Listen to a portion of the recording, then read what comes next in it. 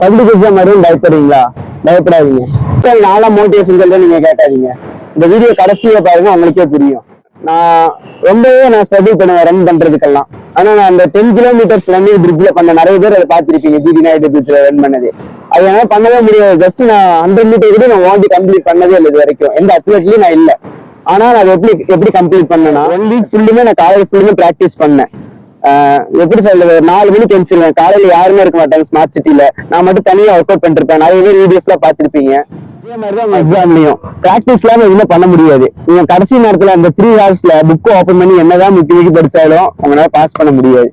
Pass பண்ண முடியும், ஆனா அவங்களால நினைச்ச மார்க்கை ஸ்கோர் பண்ண முடியாது. இதே அந்த பிரிட்ஜை நான் ரன் பண்ணி கிராஸ் பண்ணும்போது ஒவ்வொரு இதுலயும் ஒவ்வொரு எனக்கு செக் போஸ்ட் இருந்துச்சு. அது எல்லாத்தையுமே நான் கிராஸ் பண்ணி போனேன்.